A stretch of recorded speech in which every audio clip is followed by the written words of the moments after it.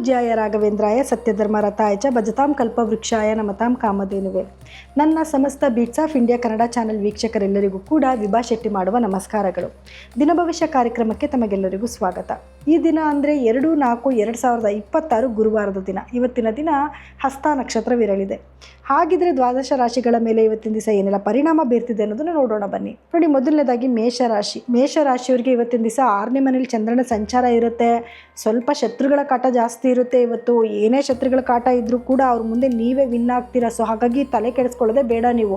ಜೊತೆಗೆ ಏನಾದರೂ ಯಾರಿಗಾದ್ರೂ ಲೋನ್ ತೊಗೊಳ್ಳೋದಾಗಿರ್ಬೋದು ಅಥವಾ ಸಾಲ ತೀರ್ಸೋಕ್ಕಾಗಿರ್ಬೋದು, ಇವತ್ತು ಒಳ್ಳೆ ದಿನ ಆಗಿರುತ್ತೆ. ಮತ್ತು ನೀವು ಮಾಡ್ತೀರಾ ಕೂಡ ಇಲ್ಲ, ಸಾಲ ತೊಗೊಳ್ಳೋದು ಇಲ್ಲ ಸಾಲ ಕೊಡೋದು ಎರಡೂ ಕೂಡ ಆಗೋ ದಿನ ಆಗಿರುತ್ತೆ. ಬ್ಯಾಂಕ್ಗಳಲ್ಲಿ ಲೋನ್ಗೆ ಏನಾದ್ರು ಅಪ್ಲೈ ಮಾಡಿದರೆ ಇವತ್ತಿನ ದಿವಸ ಪ್ರಯತ್ನ ಪಡಿ, ಆ ಕೆಲಸಗಳು ಸ್ವಲ್ಪ ಸರಾಗವಾಗಿ ನಡೆಯುತ್ತೆ. ಇವತ್ತು ನೀವು ಪರಿಹಾರ ಏನು ಮಾಡ್ಕೋಬೇಕು ಅಂದರೆ, ಇವತ್ತಿನ ಕೆಲಸದಲ್ಲಿ ಇನ್ನೊಂದಷ್ಟು ಸಕ್ಸಸ್ನ ನೋಡಬೇಕು. ಸೊ ಏನು ಮಾಡಬೇಕು ಅಂತ ನೋಡಿದ್ರೆ, ಇವತ್ತಿನ ದಿವಸ 1 ಚಮಚದಷ್ಟು ಹುರುಳಿಕಾಳನ್ನ ತೊಗೊಂಡು ನೀವು ಗಿಡದ ಮೇಲೆ ಹಾಕ್ಬಿಡೋದ್ರಿಂದ, ಅಂದರೆ ನಿಮ್ಮ ತಲೆ ಸುತ್ತ ನಿವಳಿಸ್ಬಿಟ್ಟು ಅದ್ರ ಗಿಡಕ್ಕೋ ಅಥವಾ ಅದನ್ನು ಪಕ್ಷಿಗೆ ಹಾಕ್ಬಿಟ್ಟು ಹೋಗೋದ್ರಿಂದ ಇವತ್ತಿನ ಕೆಲಸದಲ್ಲಿ ನೀವು ಸಕ್ಸಸ್ನ ನೋಡಬಹುದು. ಇನ್ನು ವೃಷಭ ರಾಶಿಯವರಿಗೆ 5ನೇ ಮನೇಲಿ ಚಂದ್ರನ ಸಂಚಾರ ಇರುತ್ತೆ. ಸೊ ಹಾಗಾಗಿ ಇವತ್ತೊಂದು ಅದ್ಭುತವಾದ ದಿನ ಆಗುತ್ತೆ.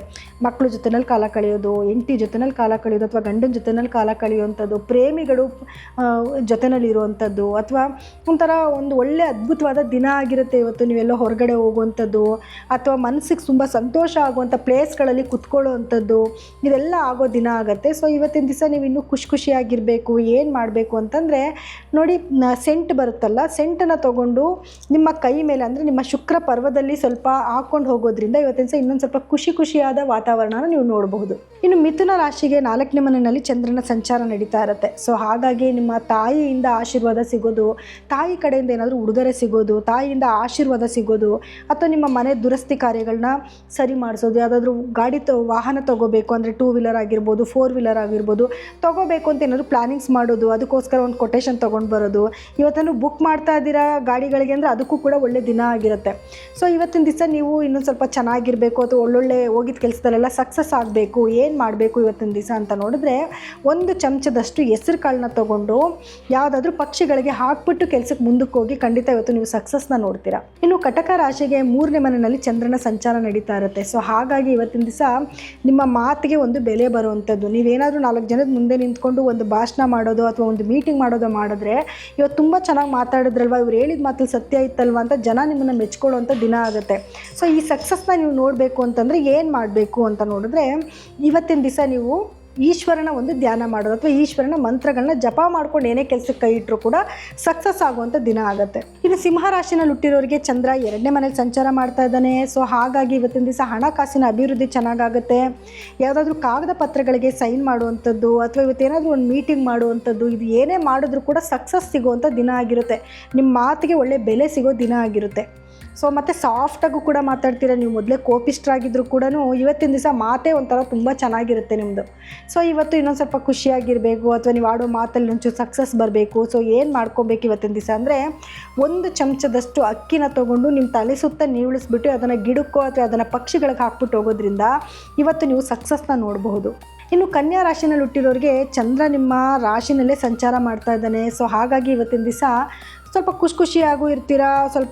ಒಂದು ಸ್ವಲ್ಪ ದುಃಖ ಅಂತಂದರೆ ಏನೋ ಮೂಡ್ ಆಫ್ ಮಾಡ್ಕೊಂಡು ಕುತ್ಕೊಂಡ್ಬಿಡ್ತೀರಾ. ಅಯ್ಯೋ ಎಲ್ಲೋ ಹೋಗೋಣ ಅಂದ್ಕೊಂಡೆ, ಯಾಕೋ ಮೂಡೇ ಇಲ್ಲ, ಮನೇಲೇ ಇದ್ಬಿಡೋಣ ಅಂತ ಅಂದ್ಕೊಳ್ಳೋದು. ಮನೇಲೇ ಇದ್ದರೂ ಕೂಡ ಮನೇಲೇನು ತುಂಬಾ ನೀವು ನೆಗೆಟಿವ್ ಆಗಿ ಏನು ಇರೋದಿಲ್ಲ. ಏನಾದರೂ ನಿಮ್ಗೆ ಇಷ್ಟಪಟ್ಟರು ಅಡುಗೆ ಮಾಡ್ಕೊಂಡು ತಿನ್ನೋದು ಅಥವಾ ಇಷ್ಟ ಆಗಿರೋ ಯಾವುದನ್ನು ಮೂವಿ ಹಾಕ್ಕೊಂಡು ನೋಡೋದು, ಈ ರೀತಿಯಾದ ಒಂದು ದಿನನ ಕಳೆಯುವಂಥ ದಿನ ಆಗಿರುತ್ತೆ. ಸೊ ಇವತ್ತಿನೊಂದು ಸ್ವಲ್ಪ ಖುಷಿಯಾಗಿರಬೇಕು. ಅಥವಾ ಏನೋ ಇಂಪಾರ್ಟೆಂಟ್ ವರ್ಕ್ ಇರುತ್ತೆ, ಹೋಗಲೇಬೇಕು ಈಚೆ ಕಡೆ, ಅನಿವಾರ್ಯ ಪರಿಸ್ಥಿತಿ. ಆವಾಗ ಏನು ಮಾಡಬೇಕು ನೀವು ಅಂತ ನೋಡಿದ್ರೆ, ಇವತ್ತಿನ ದಿವಸ ನೀವು ಚಂದ್ರಗ್ರಹದ ಬೀಜ ಮಂತ್ರನ ಪಠನೆ ಮಾಡಿಕೊಂಡು ಈಚೆ ಕಡೆ ಹೋಗೋದ್ರಿಂದ ಕೆಲಸದಲ್ಲಿ ಸಕ್ಸಸ್ನ ನೀವು ನೋಡಬಹುದು. ಇನ್ನು ತುಲಾ ರಾಶಿಯವರಿಗೆ ಚಂದ್ರ 12ಕ್ಕೆ ಬರ್ತಾನೆ. ಸೊ ಹಾಗಾಗಿ ಇವತ್ತಿನ ದಿವಸ ಪ್ರಮುಖವಾದ ಕೆಲಸಗಳನ್ನ ಮಾಡದೇ ಇರೋದು ಒಳ್ಳೆಯದು. ಯಾಕಂದರೆ ಯಾವ ಕೆಲಸಕ್ಕೆ ಕೈ ಇಟ್ಟರು ಕೂಡ ಕೆಲಸದಲ್ಲಿ ಹಿನ್ನಡೆ ಆಗ್ತಿರುತ್ತೆ. ನೀವು ಅಂದ್ಕೊಳ್ಳೋ ವ್ಯಕ್ತಿಗಳು ಸಿಗದೇ ಇರುವಂಥದ್ದು ಅಥವಾ ಕೆಲಸಗಳು ಬೇಗ ಆಗದೇ ಇರುವಂಥದ್ದು, ಇವತ್ತಿನ ಕೆಲಸನ ನಾಳೆ ಬನ್ನಿ ನಾಡಿದ್ದು ಬನ್ನಿ ಅಂತ ನಿಮ್ಮನ್ನು ಡಿಲೇ ಮಾಡುವಂಥ ದಿನ ಕೂಡ ಆಗುತ್ತೆ. ಸೊ ಇವತ್ತಿನ ದಿವಸ ನಿಮಗೆ ನೆಗೆಟಿವಿಟಿ ತಪ್ಪಿಸ್ಬೇಕು ಅಥವಾ ನೀವು ಹೋಗಿ ಇವತ್ತು ಇಂಪಾರ್ಟೆಂಟ್ ವರ್ಕ್ ಇದೆ ನಾವು ಹೋಗಲೇಬೇಕು, ಬೇರೆ ವಿಧಿ ಇಲ್ಲ, ಏನು ಮಾಡಬೇಕು ಅಂತಂದರೆ 1 ಚಮಚದಷ್ಟು ಸಕ್ಕರೆನ ಕಪ್ಪು ಇರುವೆಗಳಿಗೆ ಹಾಕ್ಬಿಟ್ಟು ಕೆಲಸಕ್ಕೆ ಹೋಗೋದ್ರಿಂದ ಸಕ್ಸಸ್ನ ನೋಡ್ಬೋದು. ಕಪ್ಪು ಇರುವೆಗಳನ್ನ ಎಲ್ಲಿ ಹುಡ್ಕೊಂಡು ಹೋಗೋದು, ಇರುವೆ ಸಿಕ್ಕುತ್ತೋ ಇಲ್ವೋ ಅಂದರೆ, ನೀವು ಯಾವುದಾದ್ರೂ ನಿಮ್ಮ ಬಾಗಿಲು ಸಂದಿನಲ್ಲೆಲ್ಲಾದರೂ ಒಂದು ಸ್ವಲ್ಪ ಸಕ್ಕರೆನ ಹಾಕ್ಬಿಟ್ಟು ಹೋಗಿ, ಅದು ಯಾವುದೋ ಒಂದು ಮುಖಾಂತರದಲ್ಲಿ ಬಂದು ತೊಗೊಂಡೋಗುತ್ತೆ. ಇನ್ನು ವೃಶ್ಚಿಕ ರಾಶಿಯವರಿಗೆ ಚಂದ್ರ 11ನೇ ಮನೆಯಲ್ಲಿ ಸಂಚಾರ ಮಾಡ್ತಾನೆ. ಸೊ ಹಾಗಾಗಿ ಇವತ್ತಿನ ದಿವಸ ನಿಮಗೆ ಒಂದು ಅದೃಷ್ಟಕರವಾದ ದಿನ ಆಗುತ್ತೆ. ವ್ಯಾಪಾರದಲ್ಲಿ ಲಾಭ ಬರುವಂಥದ್ದು, ನಿಮ್ಮ ಮಾತಿಗೆ ಒಂದು ಬೆಲೆ ಬರುವಂಥದ್ದು, ಯಾರ ಹತ್ರನೋ ಏನೋ ಒಂದು ಡಿಸ್ಕಸ್ ಮಾಡಿರ್ತೀರ, ಡಿಸ್ಕಸ್ಗೆ ಇವತ್ತಿನ ದಿವಸ ಬೆಲೆ ಸಿಗೋ ದಿನ ಆಗಿರುತ್ತೆ.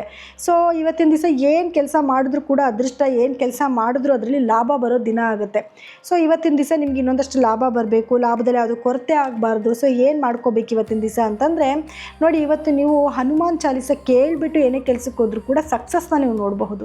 ಇನ್ನು ಧನಸ್ಸು ರಾಶಿಯವರಿಗೆ ಚಂದ್ರ 10ನೇ ಮನೇಲಿ ಸಂಚಾರ ಮಾಡ್ತಾ ಇರ್ತಾನೆ, ನಿಮ್ಮ ಕರ್ಮಸ್ಥಾನದಲ್ಲಿ ಸಂಚಾರ ಮಾಡ್ತಾ ಇದ್ದಾನೆ. ಹಾಗಾಗಿ ನಿಮ್ಮ ವ್ಯಾಪಾರಕ್ಕೋಸ್ಕರ ಏನಾದರೂ ವಸ್ತುಗಳನ್ನ ತರೋದು, ಅಥವಾ ಕೆಲಸಕ್ಕೋಸ್ಕರ ಯಾರನ್ನಾದ್ರು ಒಬ್ಬರನ್ನ ಅಪಾಯಿಂಟ್ ಮಾಡ್ಕೊಳ್ಳೋದು, ಅಥವಾ ಕೆಲಸದವ್ರು ಏನೋ ಒಂದು ಕೆಲಸ ತುಂಬ ನಿಮಗೆ ಖುಷಿ ಆಗುವಂಥ ಕೆಲಸಗಳನ್ನ ಮಾಡಿರ್ತಾರೆ, ಇದರಿಂದ ಮನಸ್ಸಿಗೆ ಸಂತೋಷ ಆಗ್ತಿರುತ್ತೆ, ಅಥವಾ ನಿಮ್ಮ ಬಗ್ಗೆ ಏನೋ ಹೊಗಳ್ತಿರ್ತಾರೆ, ಇದೆಲ್ಲ ನೋಡುವಂಥ ದಿನ ಆಗಿರುತ್ತೆ. ಸೊ ಇವತ್ತು ನೀವೇನು ಪರಿಹಾರ ಮಾಡ್ಕೋಬೇಕು, ಅಥವಾ ಇವತ್ತಿನ ದಿವಸ ಇನ್ನೊಂಚೂರು ಸಕ್ಸಸ್ನ ನೋಡಬೇಕು. ಸೊ ಏನು ಮಾಡ್ಬೋದು ಇವತ್ತಿನ ದಿವಸ ನೀವು ಅಂತಂದರೆ ನೋಡಿ, ಪುಳಿಯೋಗರೆ ಬರುತ್ತಲ್ಲ, ಪುಳಿಯೋಗರೆಗೆ ಏನಾಗಿರುತ್ತೆ, ಎಳ್ಳನ್ನು ಹಾಕಿರ್ತಾರೆ. ಆ ಪುಳಿಯೋಗರೆನ ನೀವು ಯಾರಿಗಾದ್ರೂ ದಾನ ಮಾಡೋದು, ಯಾವುದಾದ್ರೂ ಒಂದು ಚಿಕ್ಕದು ಕಂಟೈನರ್ನಲ್ಲಿ ಹಾಕ್ಕೊಂಡು ತೊಗೊಂಡೋಗಿ ಯಾರನ್ನ ನಿರ್ಗತಿಕರಿಗೆ ದಾನ ಮಾಡೋದ್ರಿಂದ ಇವತ್ತು ನೀವು ಕೆಲಸದಲ್ಲಿ ಇನ್ನೊಂದಷ್ಟು ಸಕ್ಸಸ್ನ ನೀವು ನೋಡಬಹುದು. ಇನ್ನು ಮಕರ ರಾಶಿಯವರಿಗೆ ಚಂದ್ರ ನಿಮ್ಮ 9ನೇ ಮನೇಲಿ ಸಂಚಾರ ಮಾಡ್ತಿರ್ತಾನೆ.